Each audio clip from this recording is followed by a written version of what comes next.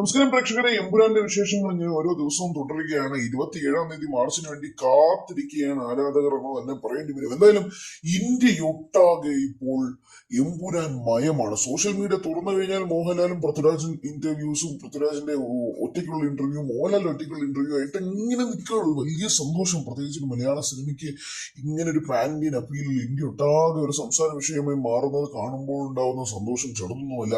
കാരണം ഇവിടെ തിരിഞ്ഞാലും മോഹൻലാലിന്റെ ഇന്റർവ്യൂകളാണ്, പൃഥ്വിരാജിന്റെ ഇന്റർവ്യൂകളാണ്. അതും മറ്റു ഭാഷകളിൽ തെലുങ്ക്, ഹിന്ദി, കന്നഡ അങ്ങനെ തുടങ്ങിയ ഭാഷകളിലൊക്കെ പോയി അവരുടെയൊക്കെ ഇന്റർവ്യൂ എടുക്കുന്നു.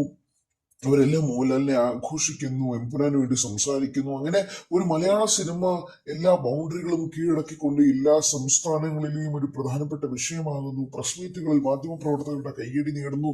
അങ്ങനെ എല്ലാം കൊണ്ടും എമ്പുരാൻ ഏറ്റവും വലിയ വരവ് അറിയിക്കാൻ വേണ്ടി തന്നെയാണ് നിൽക്കുന്നത്. എന്തായാലും കേരളത്തിൽ ഇതുവരെ അവരൊരു പ്രൊമോഷൻ ആരംഭിച്ചിട്ടില്ല. കേരളത്തിൽ എന്തിനാണ് പ്രൊമോഷൻ എന്നൊക്കെ ചോദിക്കുന്ന പ്രേക്ഷകർ ഉണ്ടാകാം. പക്ഷെ എന്തായാലും കേരളത്തിൽ നിന്ന് പ്രൊമോഷൻ നടത്തണമെന്നൊക്കെ ആഗ്രഹിക്കുന്ന മലയാളികളും ചെറുതൊന്നുമല്ല. എന്തായാലും ഇങ്ങനെ നമ്മൾ മുന്നോട്ട് വെക്കുന്നത് ഇപ്പൊ കുറെ തമ്മിലുകളാണ്. ഇതെല്ലാം തന്നെ ഇന്ത്യ ഒട്ടാകെയുള്ള പ്രധാനപ്പെട്ട ജേർണലിസ്റ്റുകൾ എടുത്ത ഇന്റർവ്യൂകളാണ് എന്നുള്ളതാണ് വാസ്തവം. കാരണം എമ്പുരാൻ ടീം അത്രമാത്രം ഒരു വലിയ പ്രൊമോഷൻ തന്നെയാണ് നടത്തുന്നത്.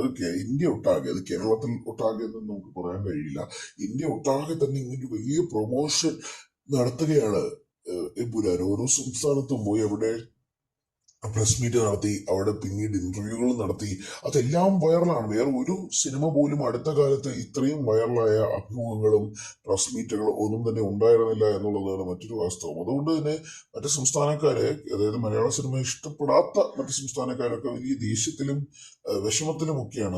അതിന് കാരണവും ഇത് തന്നെയാണ്. കാരണം അവർ കരുതിയിരുന്നത് നേരെ വിപരീതമായി കാര്യങ്ങൾ മാറും എന്നത് തന്നെയാണ്. അവരെല്ലാവരും ഉറ്റുനോക്കിയിരുന്നത് ഈ സിനിമ ഒരു വലിയ പരാജയമാകുമെന്നാണ്. നിലവിലത്തെ സാഹചര്യത്തിൽ ആളുകൾ കാത്തിരിക്കുകയാണ്. ബുക്ക് മൈ ഷോയിൽ പോലും ചരിത്രങ്ങൾ പിറക്കുകയാണ് എമ്പുരാനിലൂടെ. ഏറ്റവും കൂടുതൽ ആളുകൾ ആദ്യത്തെ 24 മണിക്കൂറിൽ ബുക്ക് മൈ ഷോ വഴി ബുക്ക് ചെയ്തത് എമ്പുരാനെ സ്വന്തമാണ്. 645K ആണ്. അതായത് 6,40,000 പേരാണ് 24 മണിക്കൂറിനകം ടിക്കറ്റുകൾ ബുക്ക് ചെയ്തിരിക്കുന്നത് എന്നുള്ളത് ഒരു ചരിത്രമാണ്. അതുകൊണ്ട് തന്നെ ഏറ്റവും കൂടുതൽ കാത്തിരിക്കുന്ന എമ്പുരാന് വേണ്ടിയിട്ട് നമുക്കും കാത്തിരിക്കാം.